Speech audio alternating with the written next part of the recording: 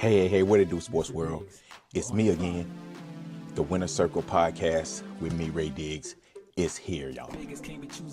Where passion meets performance and champions are made. I'm your host, Ray Diggs, bringing you the energy, the insight, and the mindset from across the world of sports. From the locker rooms to the big stage, this is where the real ones talk and legends rise, and the motto stays the same. Winners will always win. The Winner Circle podcast with me, Ray Diggs. We are here and we ain't going nowhere. Make sure y'all tune in because we're about to go live now. Peace.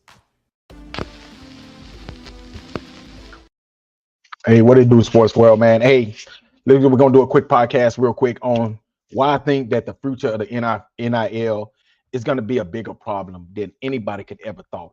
The only person I can honestly feel like that knew this right here from the beginning was probably Nick Saban, because I think that he got out. That is one of the number one reasons why I think Nick Saban retired. I don't think it had nothing to do with competition. I don't think it had nothing to do with nothing. Think about this, y'all. Nick Saban retired with almost 300 wins. If Nick Saban would have coached one more year, he would have reached 300 wins. This man did not care about 300 wins. He got out because he knew the NIL was coming. Because this is what he said.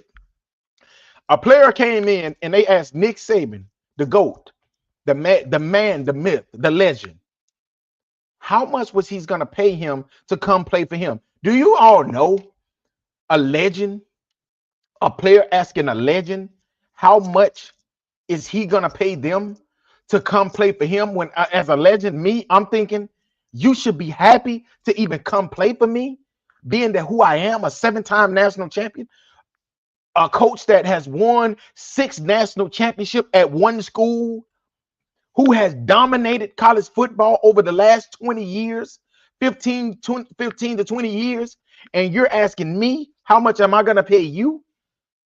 Nick Saban saw the writing on the wall, so he got out, and I don't blame him, because college football right now is in a bad place.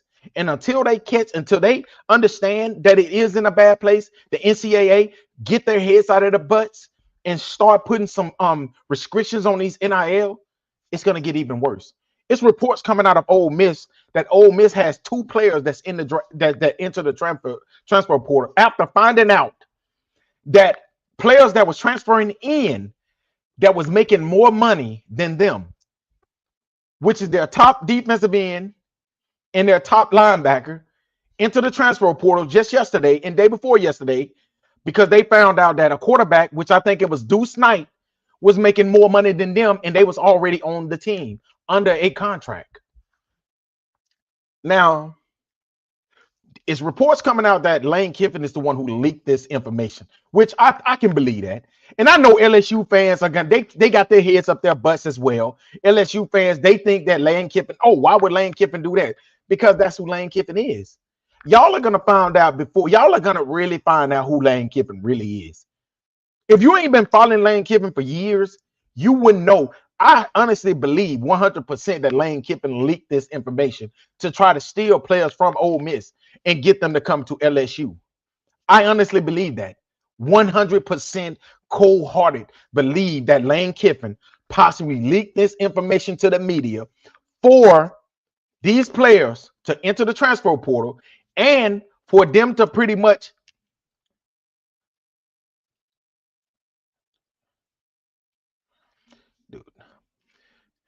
for them to ban. I don't know why people come on YouTube and just to do dumb shit, man. That shit is so annoying, bro.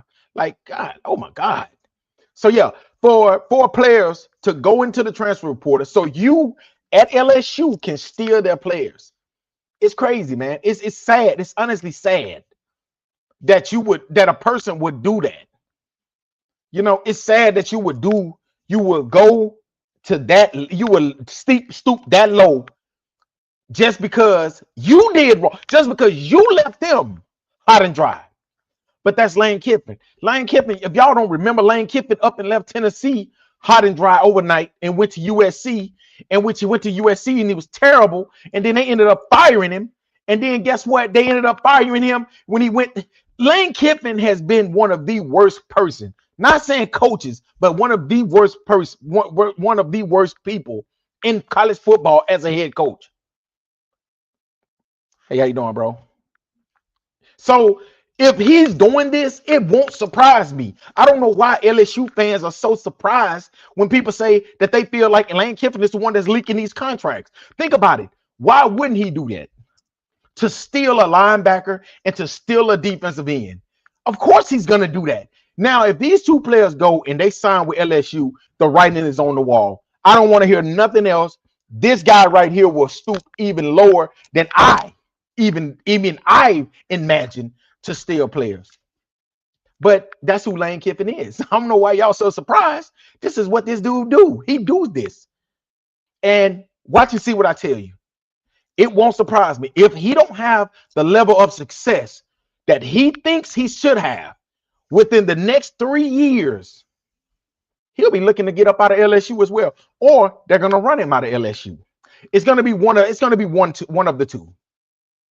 But me knowing Lane Kiffin, if he has success, I think that he'll be looking to go to the next high-paying job, which is probably going to be in the NFL, which I don't think he's going to be successful in the NFL. And I think Nick Saban will tell him, listen, stay in college. You are not an NFL coach. Because the thing about the NFL is you cannot manipulate the system. You can't manipulate adults. See, these kids, you can do that. You can link contracts and get them to jump into the transfer portal so you can reach out there to steal them. But see, in the NFL, it's a free agency. You ain't going to get it. It ain't no year by year thing. And that's the thing with NIL. I think that they need to put a cap on it. I don't think players should be making $2.5 million per year. I think that if you're going to make $2.5 million, it could be $2.5 million over 2-3 years. You shouldn't have to renegotiate a contract after every season. So basically, these teams are trying to keep their players after every season. And I'm gonna be honest with you, a lot of these big coaches, it's gonna become fatigue for them. Watch what I tell you. It's gonna start weighing down on them that every single year they have to recruit to keep their own players. And I think that honestly, a lot of these coaches in college, they're gonna start going to the NFL. So why not go to the NFL? If you're gonna deal with this, you might as well go to the highest level and deal with it. And I think that's the thing that a lot of people is missing. If I'm gonna deal with this contract things every year, hell, I might as well go to the NFL and deal with it when it comes to the highest. At least I'm dealing with it at the highest level. I'm still dealing with kids. Like I'm still dealing, not saying kids, but young adults, you know, and I'm not dealing with real agents. I'm dealing with your parents. I'm dealing with your parents that don't have a lot of parents don't even know how to manage $100. And you think they know how to manage 100,000? You think they know how to manage 2.5 million? So of course I don't want to deal. I'd rather deal with this guy over here, this guy that's a certified agent. And I'm not saying you got to be certified. I'm not saying that you need to go to college, but you need to have some level of expertise of how to manage a contract. So I would rather go over here to the NFL and deal with it over here than having to deal with it at the college level. And I'm dealing with nothing but parents every year. That's just my opinion. And I think that's right here what a lot of coaches are going to look at. You know, they're going to look at every single year. I got to deal with this. And a lot of coaches are going to deal with it because the money that they're making. A lot of coaches making 10, 11, 12 million dollars a year. So of course they're going to deal with it. But if you're a coach that's at the lower level, like, man, if I got a chance to go here and make this type of money, and then you got to think about it. It's basically, if they don't put a cap on it, it's going to go to the highest bidders, which is going to be the Texas teams. You got a couple teams, you know, around the college football that can possibly, you know, put money out there. You know, you got the Ohio States, you got Indiana. They got a big backing of donations. They got Oregon. They have a big field night in Nike. So you have a lot. You have a lot, honestly. When I look at this right here, you have a lot. You know, it's only a few teams, maybe 10 teams that honestly have the NIL backing that, you know, that the team, you know, that can continue to pretty much get together a really good roster every season. A lot of schools can't do that. So I just think that right now, NIL, it's going to be even, if they don't put a cap on it, it's going to be even a bigger problem. And like I said, what's going on at Ole Miss is showing us that it's going to become an issue when it comes to teammates. Because if you jumping in the transfer portal because a teammate is making more money than you, that is the problem. That is a problem. Honestly, I wouldn't even want a player like that on my team. I wouldn't want a player like that on my team. The reason why is because you're here for the wrong reasons. You don't want to win. You're here for basically money. And I think that honestly, we're in a bad place when it comes to college football. If they're going to have to find something, they're going to have to do something when it comes down to these NILs. They're going to have to do something when it comes to the transfer portals and the calendar. They're going to have to do something when it comes to all of this in college football. College football right now is in a bad place. And if they do not fix it, it's going to get even worse.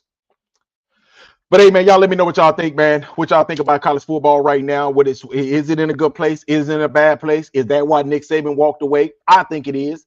But y'all let me know what y'all think about y'all. Let me know what y'all think about this segment. Let me know what y'all think about this topic. Until next time, man, y'all have a great, great, great Friday. Be safe out there. Like I always say, don't do drugs. Don't drink and drive. Don't do none of the crazy things. Just go out there, enjoy life. And just enjoy your freedom. Hey, until next time, man, y'all have a great, great, great Friday, man. Let's be great today, people. Peace. Mr. Diggs, we're on in 5. Vegas can't be choosers, but grandma chose trace. She raised me on scraps.